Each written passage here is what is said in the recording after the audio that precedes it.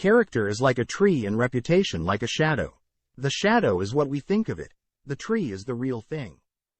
Character is like a tree. Sir, my concern is not whether God is on our side. My greatest concern is to be on God's side, for God is always right. Sir, you can tell the greatness of a man by what makes him angry. Human action can be modified to some extent, but human nature cannot be changed. There are no bad pictures, that's just how your face looks sometimes. No man has a good enough memory to be a successful liar. Most folks are about as happy as they make their minds up to be. I want it said of me by those who knew me best, that I always plucked a thistle and planted a flower where I thought a flower would grow.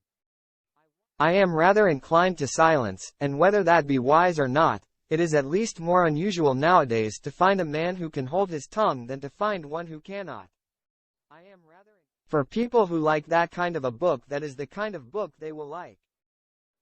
Upon the subject of education, not presuming to dictate any plan or system respecting it, I can only say that I view it as the most important subject which we as a people can be engaged in. Common-looking people are the best in the world. That is the reason the Lord makes so many of them. A farce or comedy is best played, a tragedy is best read. Nearly all men can stand adversity, but if you want to test a man's character, give him power. If I am killed, I can die but once, but to live in constant dread of it, is to die over and over again. If I am killed, we can complain because rose bushes have thorns, or rejoice because thorn bushes have roses. And in the end it is not the years in your life that count, it's the life in your years. Adhere to your purpose and you will soon feel as well as you ever did. On the contrary, if you falter, and give up, you will lose the power of keeping any resolution, and will regret it all your life. Better to remain silent and be thought a fool than to speak out and remove all doubt. Let every American, every lover of liberty, every well-wisher to his posterity, swear by the blood of the Revolution, never to violate in the least particular, the laws of the country, and never to tolerate. Human nature will not change. In any future great national trial, compared with the men of this, we shall have as weak and as strong, as silly and as wise, as bad and as good. Human nature. And having thus chosen our course, without guile, and with pure purpose, let us renew our trust in God, and go forward without fear, and with manly hearts. I am not bound to win, but I am bound to be true. I am not bound to succeed, but I am bound to live by the light that I have. I must stand with anybody that stands right, and stand with him while he is right, and part with him when he goes wrong. I am not bound to win. The greatest fine art of the future will be the making of a comfortable living from a small piece of land. I happen temporarily to occupy this big white house. I am living witness that any one of your children may look to come here as my father's child has.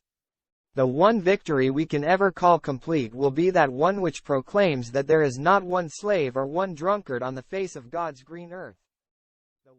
In giving freedom to the slave, we assure freedom to the free, honorable alike in what we give, and what we preserve. We shall nobly save, or meanly lose, the last best hope of earth. You think slavery is right and should be extended, while we think slavery is wrong and ought to be restricted. That I suppose is the rub. It certainly is the only substantial difference between us. This is a world of compensations, and he who would be no slave, must consent to have no slave. Those who deny freedom to others, deserve it not for themselves, and, under a just God, cannot long retain it. I have not permitted myself, gentlemen, to conclude that I am the best man in the country. But I am reminded, in this connection, of a story of an old Dutch farmer who remarked to a companion once that it was not best to swap horses. I know not how to aid you, save in the assurance of one of mature age, and much severe experience, that you cannot fail, if you resolutely determine, that you will not. I have never studied the art of paying compliments to women.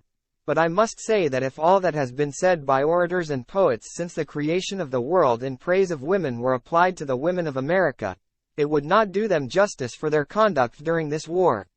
I will close by saying, God bless the women of America.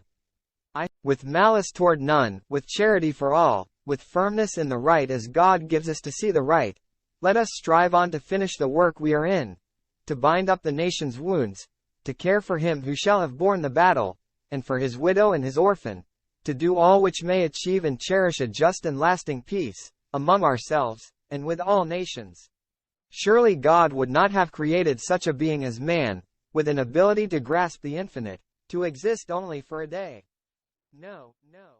It may seem strange that any men should dare to ask a just God's assistance in wringing their bread from the sweat of other men's faces, but let us judge not that we be not judge.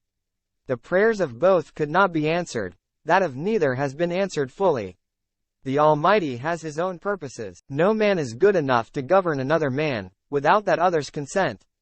I say this is the leading principle, the sheet anchor of American republicanism.